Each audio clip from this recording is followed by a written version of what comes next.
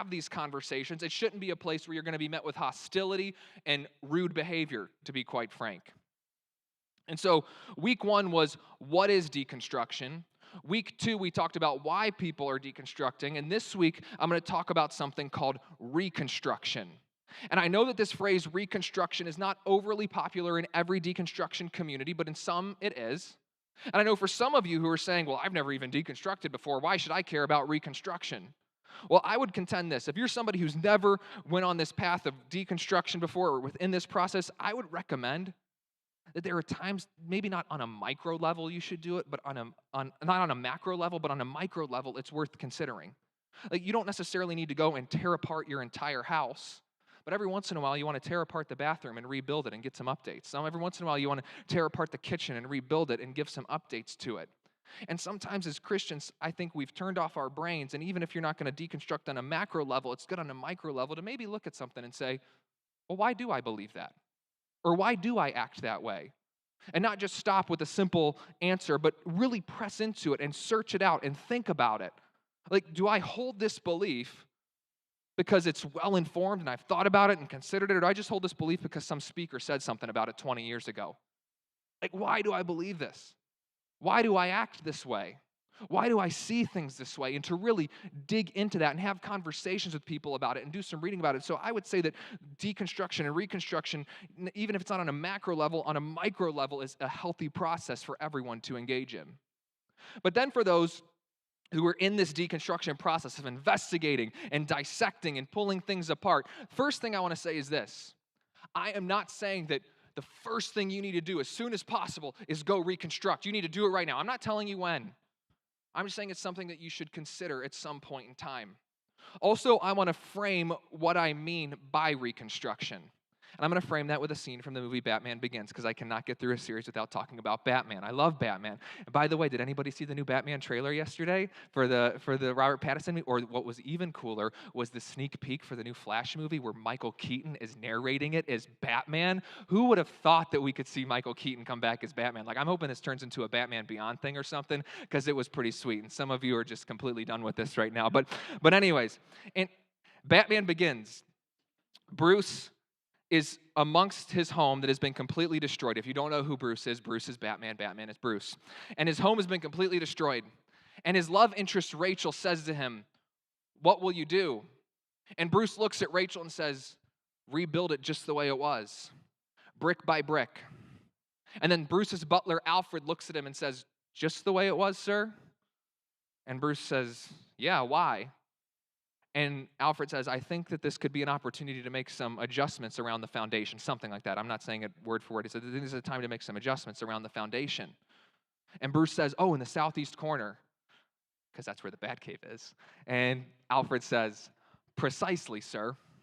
You see, sometimes when this word reconstruction comes up, I think what the assumption is that people are asking you to go on the Bruce Wayne journey of reconstruction, to just rebuild everything just the way it was, brick by brick. Yeah. We know you went through this entire process, but just come back to exactly where you were, exactly what you thought, exactly the way things are.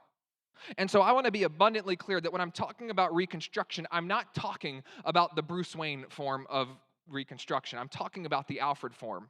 That there might be some changes to the foundation. That you didn't go through this process for nothing. That you didn't start asking these questions and investigating and dissecting for nothing. But there's actually something to this where you will begin to rebuild in some way. But it's not just to be brick for brick. There will be some changes along the way.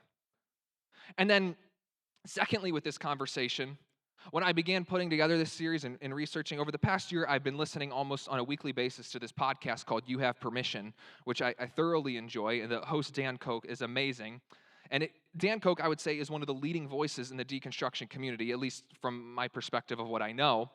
And I emailed Dan Koch, and I said to him, "Hey, do you have any suggestions of books that I could read that really capture the essence of those who are going through the process of deconstruction?" I didn't know if he'd email me back, but he did, which was really nice of him. I was thankful for that. And he gave me some recommendations of some books to read. And one of them I've already mentioned the past couple of weeks, but I want to let you know a little bit more about it. This book is called Religious Refugees. It's written by a guy named Mark Gregory Karras, and Karras is now a therapist. Karras himself has went through a process of deconstruction, and now he kind of helps those who are walking through deconstruction. And in one of the chapters of his book, he talks about the 8 stations of deconstruction. And I would love to go over all 8 at some point in time, and maybe we will in the future, but for the purpose of this message today, I want to talk about one specific station that he mentions. And this station, he calls it Station 6, Angstville. And here's how he describes those who find themselves in Angstville. He said they are prone to engage in angry social media jabs at Christians, the Bible, God, or whatever else gets in the way of their efforts to convince others of the terror and toxicity of Christianity. People in this situation are unable and unwilling to move on. They miss out on the opportunity to use their anger in adaptive ways that contribute to healthier living for themselves and others. And so I would like to speak to those who maybe you found yourself deconstructing in that space before, where there's a desire just to be hostile. Karras goes on to say that wounded people wound people, the cliche, hurt people, and if you find yourself in this space, you're continually driven by cynicism. And then he goes on to say this is a longer quote, but we're going to get through this together. He said, in some ways, it's unfair to portray people as having a choice to move on from this station. Really, who has the right to determine the expiration date of a person's natural grief process? Who's to say that someone has been angry or cynical for long enough and now it's time to move on? I don't think anyone does. Nevertheless, after personally watching some folks spend years rehashing traumatic events and grimly judging others, including God, it's clear that some other dynamic is going on. There comes a point in which they may be choosing a primary identity as one who is victimized. Contrast this with those who identify as victims, but then have the bravery to heal and overcome the past for their own sake and for the sake of others. Last sentence, contrast that with those who identify as victims, but have the bravery to heal and overcome the past for their own sake and for the sake of others. Now, once again, hear me clearly. I'm not saying that if you're in the process that you need to reconstruct today, now's the time to do it. But what I am saying is it's something worth considering. To have the bravery to move forward, to have the bravery to say, I'm going to consider healing. And so my goal would be, with this message specifically, is if you are in this process of deconstructing, that maybe at one point in time, this message or some of the stuff that's said here would be a helpful resource. It may not be today, it might be today, it might be in the future, but this would be something that all of us consider. What does it mean for us to deconstruct, to reconstruct, to rebuild, to see things differently? Because here's what I do know. Whether you're consciously engaged with it or not, you will reconstruct at some point in time. You will begin to, just by the way life moves, either get swept away by life and begin to reconstruct based subconsciously just because of the movement of life, or you can be consciously engaged with your reconstruction process. And so my appeal to you, my plea to you would be that you would be engaged with this, that you would consider this. And if you're someone who's been in church, that you would occasionally be open to the idea of deconstructing and reconstructing and seeing things anew. So here we're going to go. The 4 things that I would say are benefits of reconstructing. The first one is this. Reconstructing requires us to continue to walk in humility. Reconstructing requires us to continue to move into a space of humility.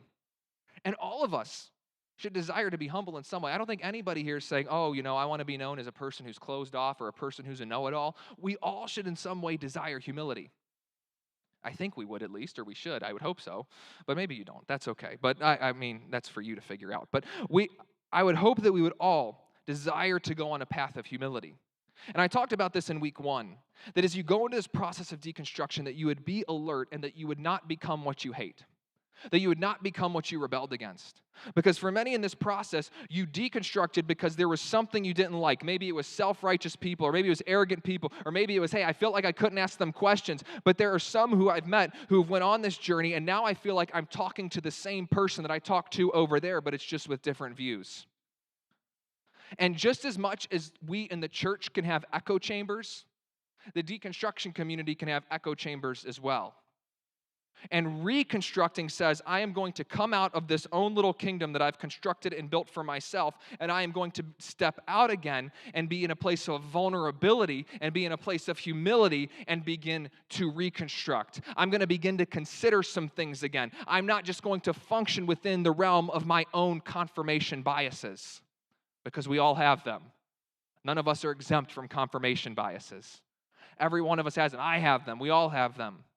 And I think it would be appropriate for each and every one of us to be reminded of the words of Jesus. No matter who you are or no matter what your worldview is, these words are helpful for every single one of us. In Matthew 7:5, Jesus said, "First take the log out of your own eye, and then you will see clearly to take the speck out of your brother's eye." This is a helpful reminder for every single one of us that it's so easy to always want to point the finger at everybody else. You did this, you did that, you did this, you did that. But sometimes the finger needs to be redirected to here. What can I do differently? Am I trying to remove the speck out of someone else's eye and I have a log within my own? And I know I've said this here before, but it's something that I have to be reminded of, and I think it's something that people within my generation have to be reminded of, those who find themselves in this millennial age group, is that we are not the only sinless and perfect generation. We don't have it all figured out. We're not the ones who are going to create utopia. Someday, somebody is going to look back at the work that we have done, whether it's in the church or outside of the church, and they are going to be just as critical as we have been at times as those who've come before us. And so we have to reconstruct into a spot of humility and recognize, you know what? I don't have it all figured out all the time. What can I do differently? How can I change? How can I be a part of making the world and society a better place? Reconstruction requires a journey of humility, but humility puts us in a place of vulnerability, which can be intimidating for every one of us. But it causes us to get outside of our echo chamber and begin to rebuild again. Secondly, reconstruction requires work, but it's work that is worthwhile. It requires work, but it's not just work with no purpose in mind. It's a work that is worthwhile. And the idea of I deconstructed, I put all this down, and now I have to just be straight up. If you genuinely deconstructed, not only did it take a lot of emotional pain, a lot of emotional toil, but it also took a lot of work. You've been reading, you've been listening, you've been growing. It took a lot of work to get to this point, to break things down and to get to this spot. And so now to be at the point where you're going to genuinely consider reconstructing, it's like, oh my gosh, to go through all that work again, to be listening again, to be asking questions again, to be having uncomfortable conversations again. It takes work. But it's a work that is worthwhile, because if deconstruction is tearing things down and then sitting among the rubble, reconstruction is picking the pieces back up and finding where things fit. It's rebuilding a foundation to build on, and it's consciously choosing to engage in that process as opposed to subconsciously just saying, I don't know, things will happen eventually. And I know I keep using all these metaphors here, but another metaphor I would use for reconstruction is it's like almost stepping back into the ring to wrestle, and I don't know nothing about wrestling. I tried it in 6th grade, and it didn't go very well, and some people think it's disgusting, but just follow along with me. The idea of wrestling, of stepping into the ring, I would ask that you would consider this in wrestling with your faith or in wrestling in this process of reconstruction. Consider these words of Paul in 1 Corinthians 15:17. And if Christ has not been raised, your faith is worthless. If Christ has not been raised, your faith is worthless. Paul is making a powerful statement here. He's saying that the Christianity that we all know, the way of following Jesus, that was not built on the people that hurt you. It was not even built on the people that have been good to you. The Christianity that we have was not built on that doctrine or belief or that concept or that idea that you can't seem to get around. What we have is built on an event that changed the world. This event that ushered in new creation and new life and a new perspective and new opportunities. And Paul says if that event of the resurrection didn't happen, then all of it is worthless. All of it is futile.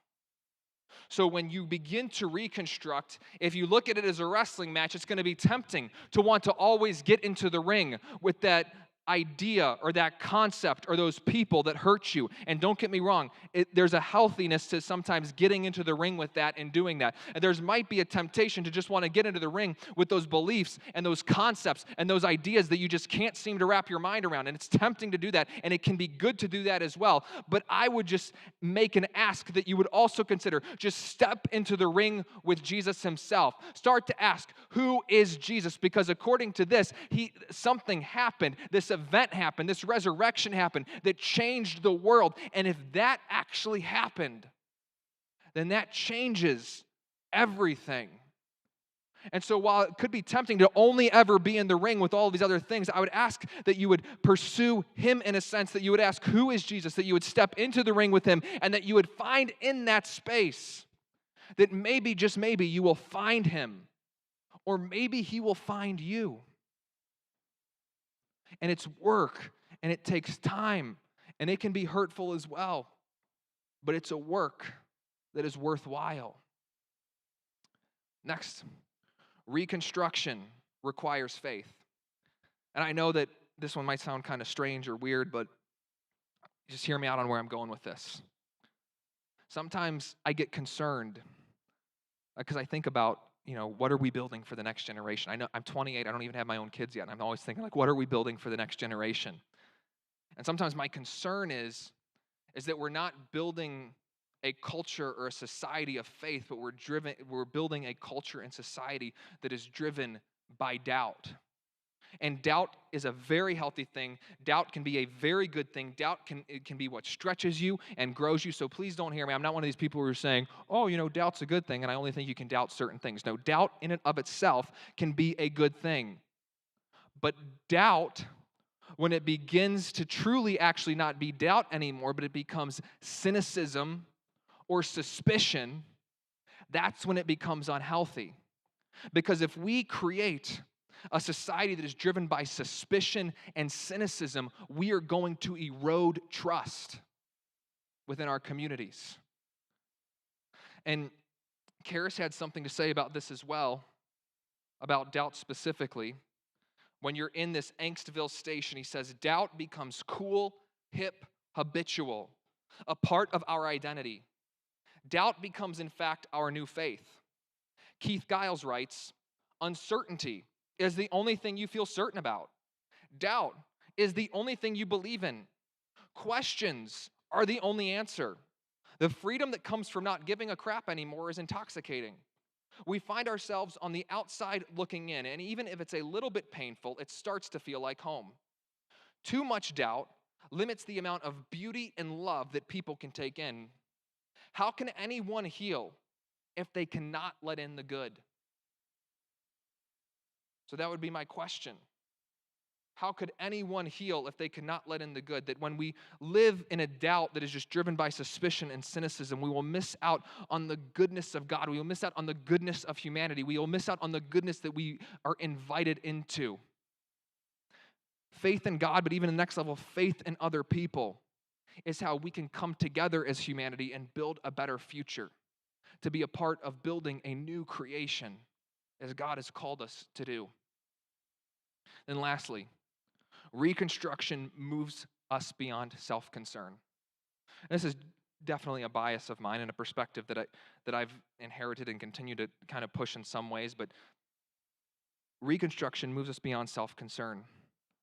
And I'm confident that whenever we get in any echo chamber for too long, when we get into any confirmation bias for too long of a period of time, what we begin to do is we begin to insulate. And we begin to just build up walls and worry about, am I protecting me? Am I looking out for me? And this happens in the church, outside of the church, deconstructing, not deconstructing. But for those who are in this process, to reconstruct means I am going to move out of that spot that maybe did not start as a spot of self-concern, but has become that because of some of the hurt that you picked up along the way. But reconstruction pushes you out of self-concern and puts you back into a spot of exploring. It can be scary because it feels vulnerable once again, because you're beginning to gauge and become into different conversations once again. And for this one, I like to bring up the point of this play that my wife is obsessed with called Hamilton. She's listening to the music all the time. I actually really enjoyed it. I don't normally like musicals, but I really enjoyed Hamilton. And in the play, you have Alexander Hamilton and Aaron Burr. And Aaron Burr's character is like a shapeshifter. He just goes with whatever is best for him. And Alexander Hamilton is a man who's driven by conviction, even to his own detriment at times. And part of what Aaron Burr's whole thing is of how he approaches different situations is to smile less, talk more, don't let them know what you're against or what you're for, something like that. That's the way he sees the world. Talk less. So that's it. Talk less, smile more. Sorry, some of you are like, how could he not know that? I'm sorry. I listen to Weird Al Yankovic, not Hamilton, and a little bit of Bo Burnham. But anyways, so talk less, smile more, don't let them know what you're against or what you're for.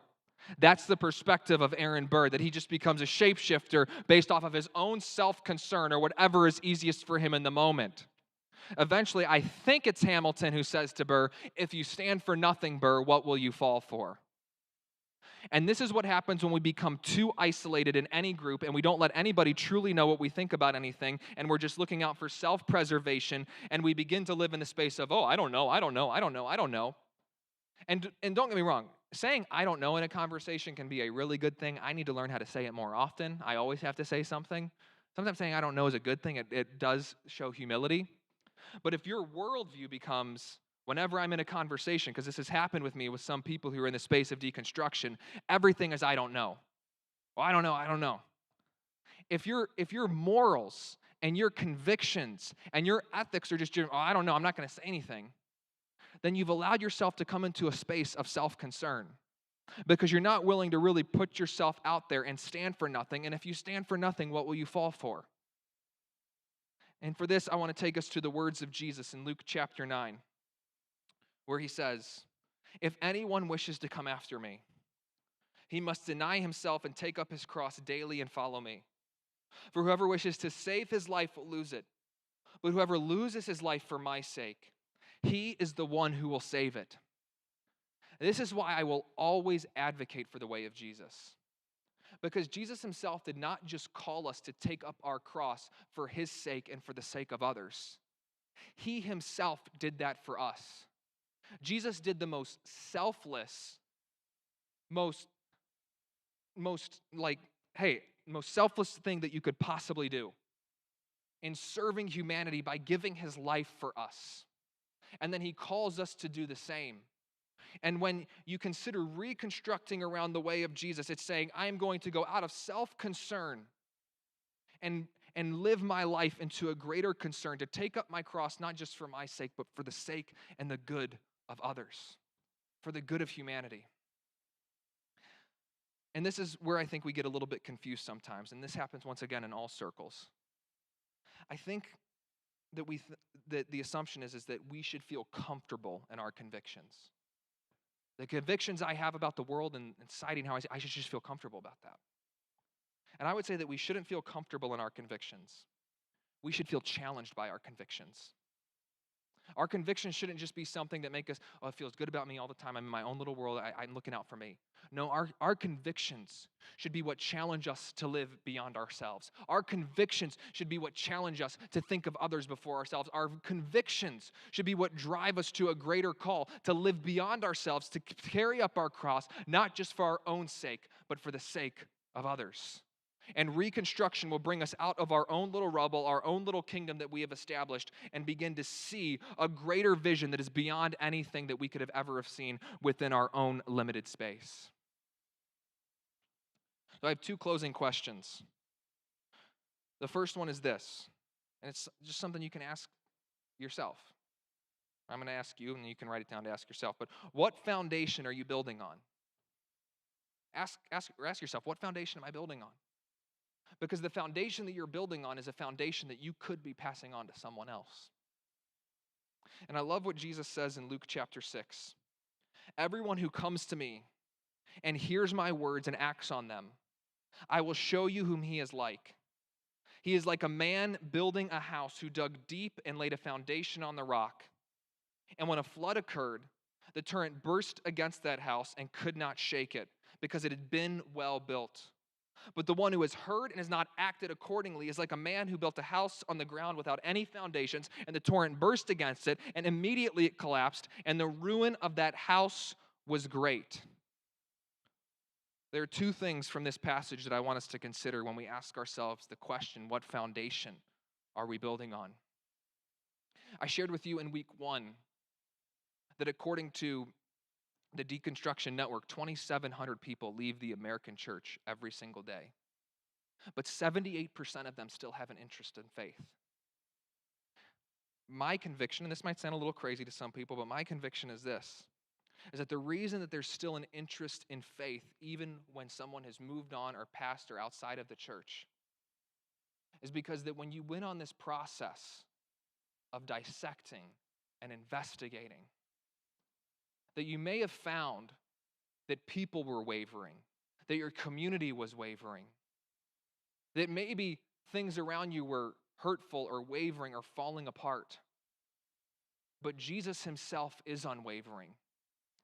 And he is that nagging, he is that thing that is still tugging at your heart, that is still tugging at your mind, that is making you say, there's something beyond this. And what you're finding in that space is that there is a rock who is Jesus, who is unwavering.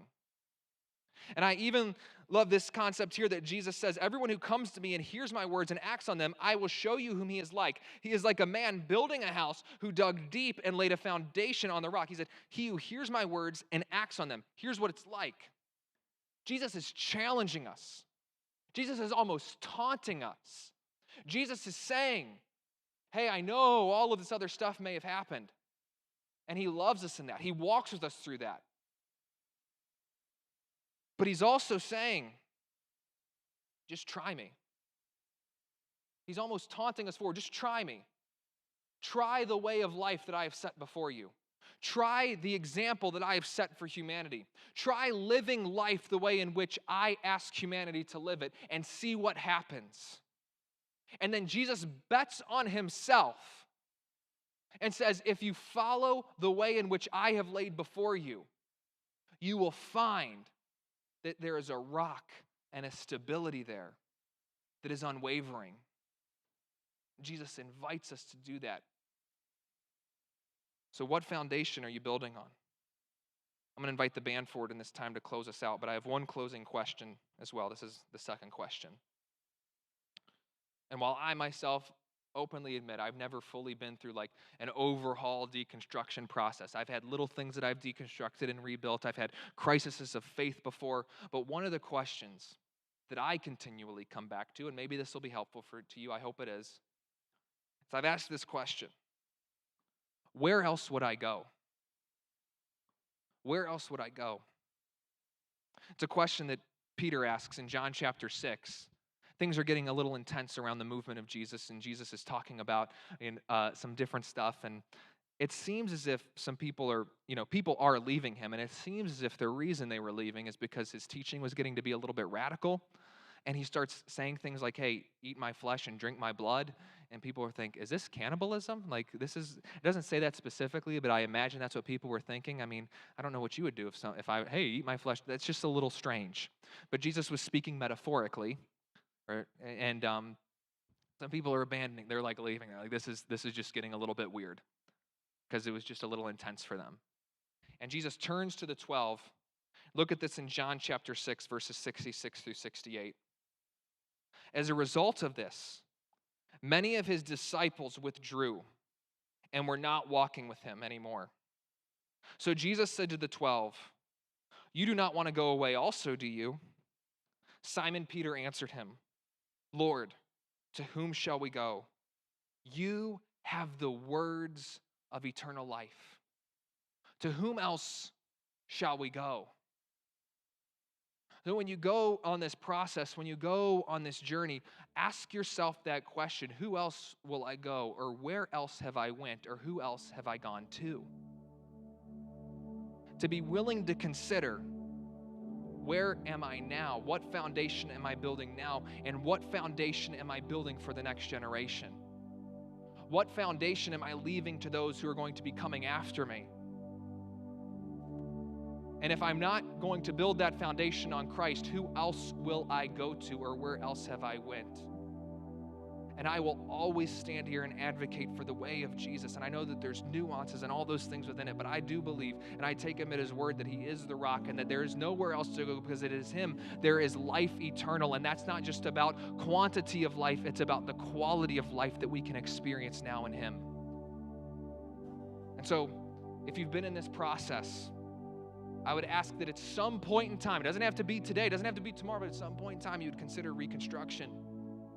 Because reconstruction will take the rubble and you'll begin to rebuild and find a foundation. That you would ask yourself this: what foundation am I building on? What foundation am I establishing for those who are coming after me? Where else will I go? Who else will I go to? Where have I went? Start to ask these questions and ask yourself. Everyone should ask themselves this. In church, out of church, deconstructing, not deconstructing, wherever you find yourself.